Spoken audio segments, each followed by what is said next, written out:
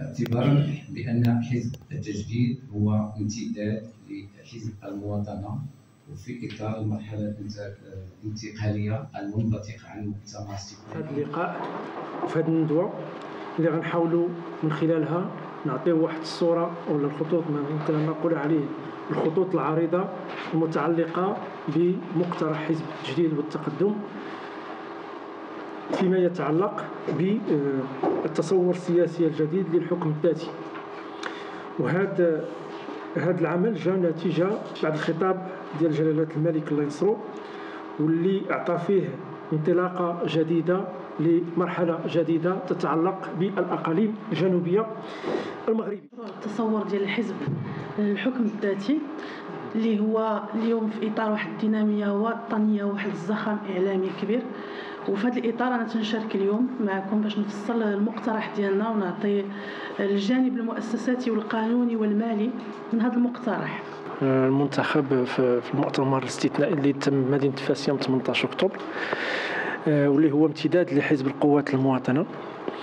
اليوم شكلنا بعد ما تم التشكيل ديال اللجنه ديال اعداد المقترح من بعد ما عطى جلاله الملك الله ينصرو انطلاقه ديال هذا الورش الكبير اللي هو ورش تعنينا جميعا كمغاربه وتعنينا جميعا كسياسيين وكاجتماعيين وكمدنيين. فحاولنا نشتغلوا على موضوع على هذا الملف هذا بواحد الشكل اننا نحافظوا كما قلنا في الاول على الوحده الوطنيه اللي دعا لها جلاله الملك. ملي تنهضروا على الوحده الوطنيه تنهضروا على وحده وطنيه في جميع ما يتعلق بالمؤسسات في المجتمع المدني، في الإخوان اللي كاينين مغاربة محتجزين بتندوف. وبطبيعة الحال كل هذا يدخل فيما يسمى بالمقترح الحكم الذاتي المحين. اليوم اللي تنحاولوا نقولوا في نفس الوقت في هذا المقترح هو أن وحدة الوطن لا تتجزأ، هذا لا تناقش. السيادة الوطنية لا تتجزأ. دولة المؤسسات في استمرارية وتقدم انفتاح. اليوم حنا تنقترحوا التوجه من بعد الجهوية المتقدمة خاصة في المناطق الجنوبية أو الأقاليم الجنوبية نحو ما يسمى بالقطبية، يعني إعطاء جميع الآليات والميكانيزمات اللي متواجدين اليوم في المغرب. يعني ما تنبدلوش الهيكل اللي عندنا في المغرب، ما تنقيسوش المؤسسات اللي عندنا اللي خدامين، ولكن تنعطيو واحد القبعة واحدة أخرى جديدة اللي تيمكن جميع الإخوان اللي كاينين في الأقاليم الجنوبية ينخرطوا فيها ويكون عندهم الحق تقرير المصير. ما معنى تقرير المصير؟ معنى تشكيل حكومة يمكن لها تكون قطبية فيما يتعلق بالتنمية الاجتماعية والاقتصادية والمالية والتسيير الإداري، ولكن فيما يتعلق بدولة السيادات في كل ما يتعلق بالسيادة ديال الدولة المغربية، فهذا بطبيعة الحال غادي يبقى بالنسبة لنا في يد الدولة المغربية، وهذا ما تيمكنناش نتنازلوا عليه، والا غادي نمشيو لشي حوايج اللي حنا اليوم عندنا ربحناها عبر هذه السنين هذه تقريبا 50 عام ولا 60 عام ديال الخدمة بناء دولة المؤسسات، فما تيمكنناش نتنازلوا عليها بشكل باش نفتحوا واحد الباب واحد اخر. وبالتالي كنشوفوا بان القطبيه اللي تنقترحوا اللي تيمكن تكون 3 الجهات 4 الجهات 5 الجهات، ولكن هذا غادي يحدوا التقطيع الترابي اللي غادي يتحدوا المملكه المغربيه ان شاء الله في اطار الحوار والنقاش مع الاطراف المعنيه باعطائهم الحق في تقرير المصير اللي تيطلبوه دابا هذه السنين. ولكن تقرير المصير هو معناه تنهضروا عليه في اي دوله كما بغينا نقولوا تقرير المصير هو ان تكون عندنا حكومه منتخبه، رئيس منتخب من الناس ديال المناطق اللي كاين تما واللي غادي يشرف على تسيير ذاك المناطق او ذاك القطب.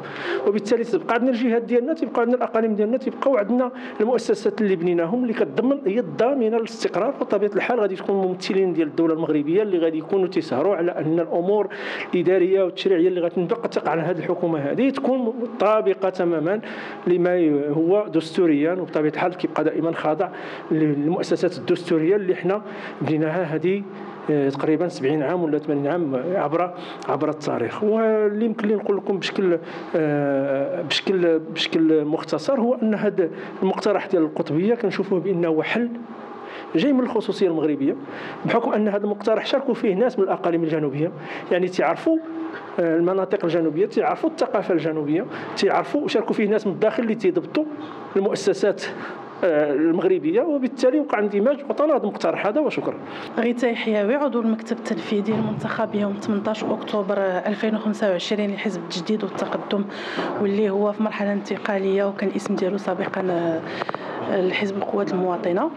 احنا جينا اليوم لاطراء النقاش الوطني حول موضوع الحكم الذاتي.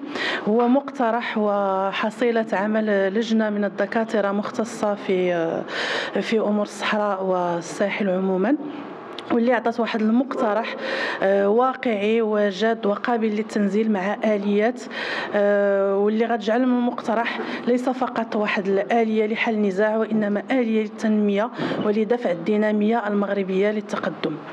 في هذا الإطار اقترحنا واحد المنظومة مبنية على نظام الأقطاب، يعني هي أقطاب ترابية وإدارية وليست أقطاب سياسية، تنبني على الجهوية المتقدمة، يعني تتعطي واحد الصلاحيات مدنية بيئية اجتماعية للجهات، وتتعطيها واحد القدرة على التسيير محليا، وفي نفس الوقت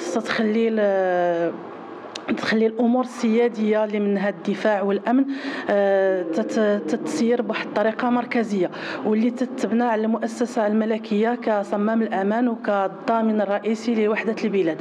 يعني هذا المقترح ديالنا هو تيجي في اطار هذا التفكير الوطني لاقتراح مشروع رسمي نهائي بعد المشاورات اللي كاينه وطنيا بلا ما ندخل في التفاصيل، ولكن اللي تتعطي واحد الآليات اللي تتعطي التقدم وتتعطي تصور تحافظ على الوحدة الوطنية وتنركز عليها بلا ما نفتحوا المجال للأطماع ولا للنزاعات.